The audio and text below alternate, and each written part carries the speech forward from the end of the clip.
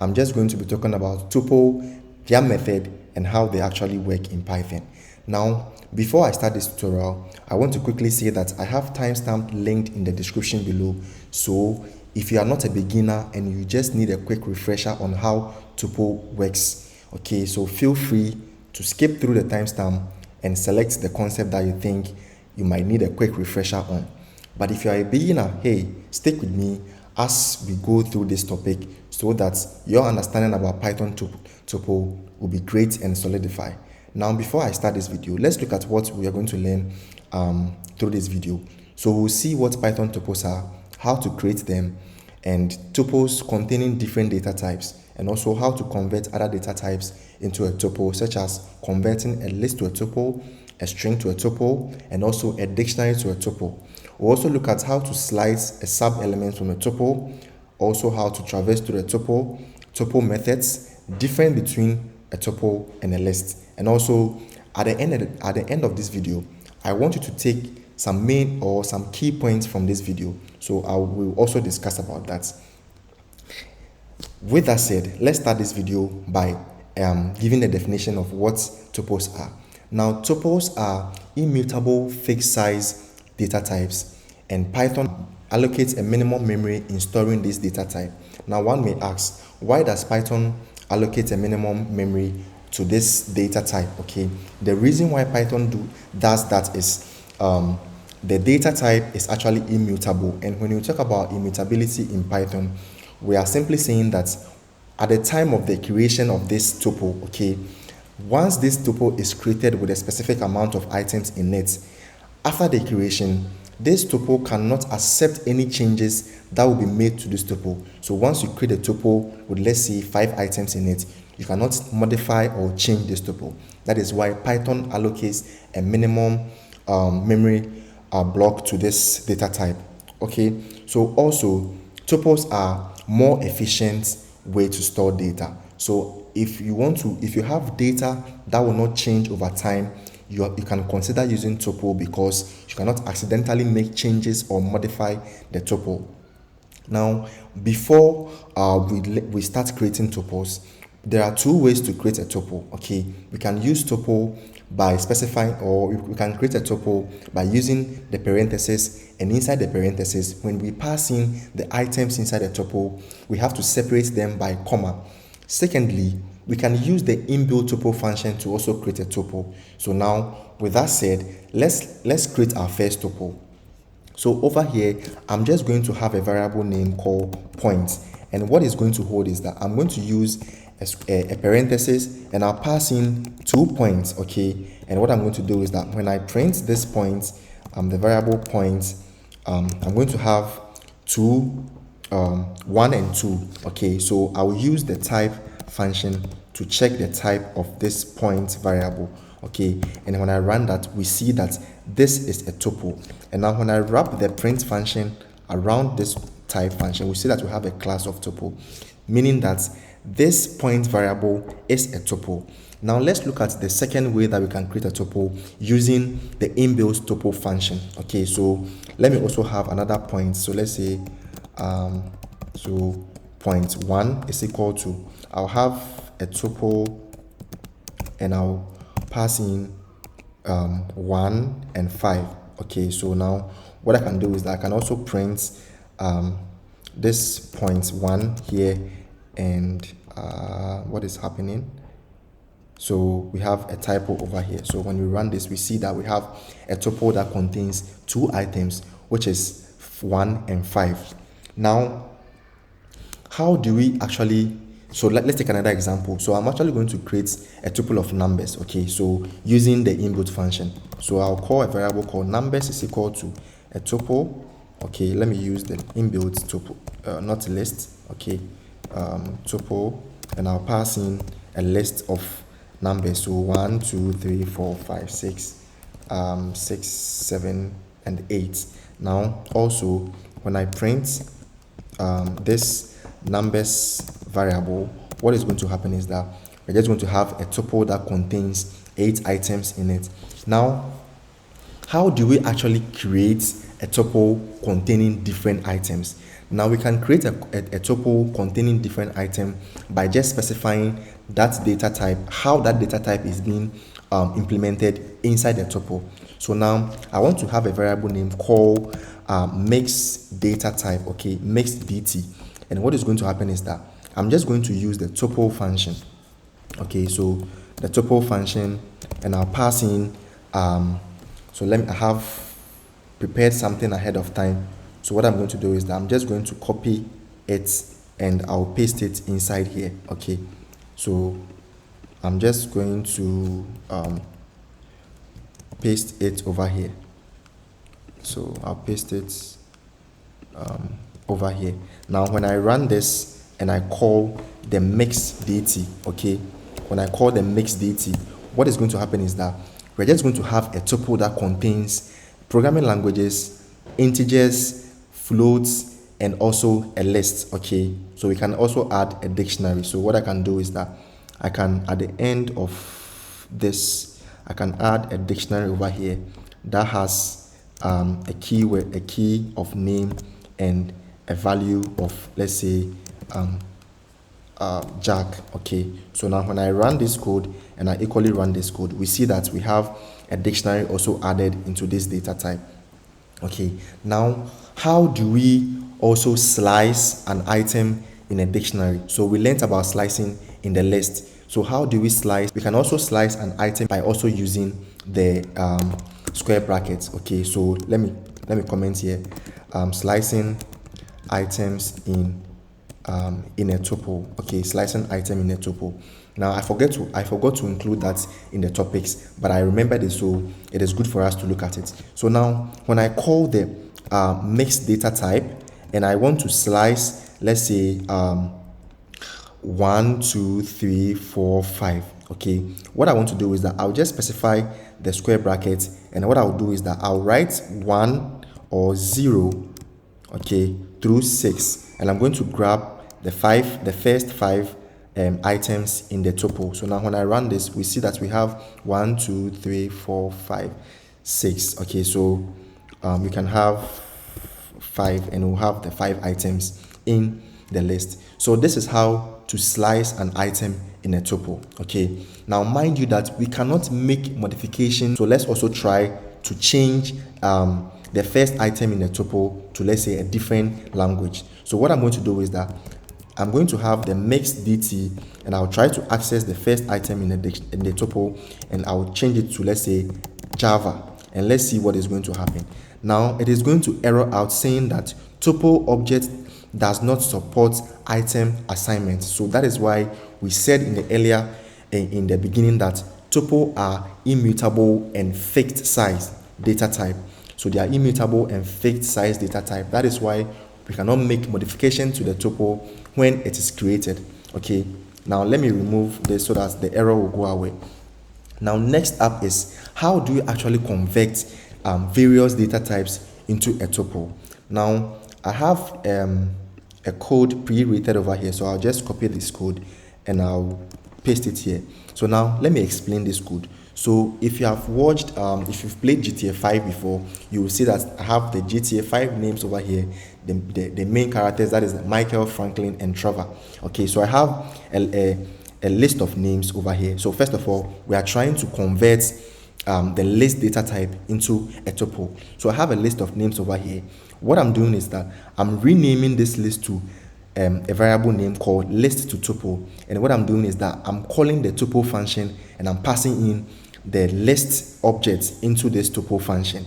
And what I'm going to do is that when I print this, we see that this list have been converted to a tuple, and when we check the type of this list to tuple, we have a tuple object. Now also, how can we change a string into a tuple? I've also prepared some data ahead of time. So what I'm going to do is that I'm simply going to copy it and paste it here so that we will move quickly through this tutorial. Okay, now when I paste this one here, now we see that we have a string called Python programming, and what I'm doing is that I have a new variable called letters over here, and now what I'm doing is that I'm calling the tuple function and I'm passing in this word variable over here.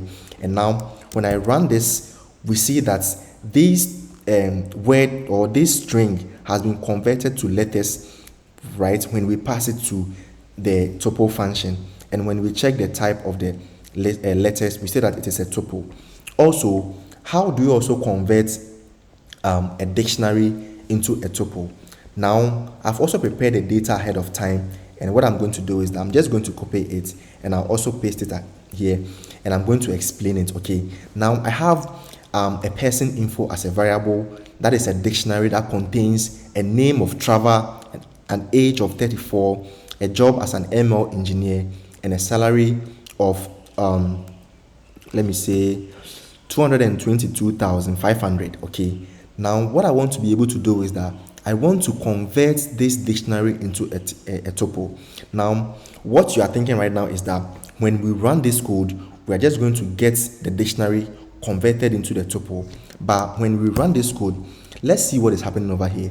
Now, over here, we see that the tuple was able to convert only the keys in the dictionary. Okay, now how do we actually make this tuple convert everything in the dictionary into a tuple? Okay, now what we can do is that since this item or this info variable here is a dictionary, we can call the items method on the dictionary inside the tuple function. And now when we run this code, we'll see that this dictionary has been every value or every key and its value in the dictionary has been converted to a tuple. So now we see that we have name Trevor, age 24, we have the job ML engineer, salary of 122,500. So this is the trick of as to how to convert a dictionary into a tuple. Okay, now next on the list is how do we traverse through a tuple. Now we can traverse through a tuple using the for loop. Okay, so over here I will just copy this list that we had over here, so the list of names, and what I'm going to do is that I'm just going to change the brackets, the square brackets, to a parenthesis.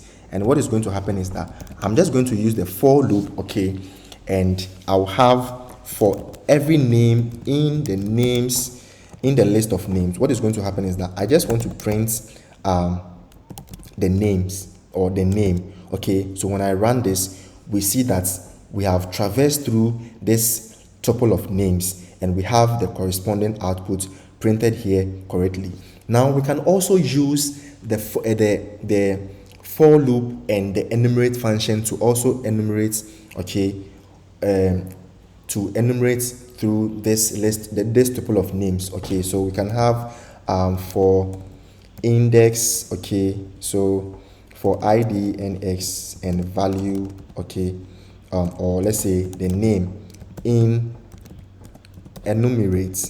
Okay, so we are enumerating through the list of names. So names, we want to start the index by 1. What you want to do is that we just want to print a formatted string saying that the index dots, then we have the names, the name followed. Now when this is being run, we see that this only picked. Now we see we have a funny we should be names rather. So now here we see that we have 1 Smith, Jane, Ronnie, Michael, Franklin, and Trevor. Okay, so we made a mistake over here. That is why we have this Trevor. Okay, now this is how to also use the enumerate on the tuple object. Also, let's look at some of the tuple methods that we have. Now we saw 11 methods on the list object because the list object is a mutable data type. Okay, but for the tuple we only have 2 methods, and they are count and index. Okay, so here let's first of all look at the index. Okay, the index takes in a variable, a parameter. So index method in the tuple, let's say objects. Okay, object. Now here what the index does here is the same as what it does in the list. So if you're familiar with the index method, what it does is that we can be able to check the index of an item in a list. So here, I'm just going to copy this tuple of names, paste it here, and what I'm going to do is that I'm just going to print, use the index to check the index of, let's say, Franklin in the list, in the tuple, okay, in the tuple object or in the names of tuple. Now, what is going to happen is that I'll just call the names objects, the name variable, and what I'm going to do, I'll call the index and pass in a string of Franklin. Okay, so I have Franklin over here, and what is going to happen is that we see 4. So let's start counting: 0, 1, 2, 3, 4. So this is the position of Franklin in this tuple. Now, when I also want to as well as check the index of, let's say, Michael in this list, in this names of tuples, what is going to happen is that let's change it to Michael, and we'll see that Michael is at the index position of 3. So we have 0, 1, 2, 3, and the Michael is the third item in the names of tuples. Okay, now the next one that we have is what we call the count. Okay, so count, we also pass in x method in the tuple object. Okay, in the tuple object. Now that is what I can say. Now the count will count how many occurrences of the tuple, or how many occurrences of the item that we have in the tuple. So here what I'm going to do is that I'm just going to have a tuple of numbers. Okay, so I have a tuple of numbers, and what I'm going to do is that I'm just going to check for the count. Okay, so I'll just do print, okay, and I'll just call the count method on it. So I'll call the tuple name. Okay, so tuple underscore num dot count, and I'll count the occurrences of 1. Now when I run this, we see that we have 3 1, so 1 2 3 in here. So equally, when I copy this code and I paste it here, we see that, and I run 2, so I have 3. So we also have 1 2 3 inside this list. So this is this brings us to the end of this tutorial. But before we end this tutorial, let's look at some of the differences between a list and a tuple. Okay, now what's the difference between a list and a tuple is that now list is mutable and can be changed when it is being created, and Python will have to allocate an extra memory to that list. But for tuple, they are immutable, fixed size, cannot be changed, and Python allocates a minimum memory to it. Finally, what I want you to pick from this video is that we use tuple to store data so that we don't accidentally change the state of the data.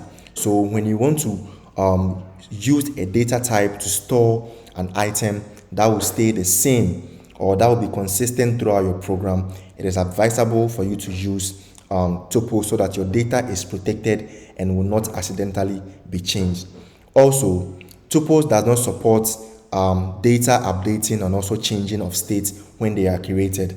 And lastly, we should know that list will shrink and grow as we create and also modify them. So this is what I want you to take from this video, and I hope this video was very useful.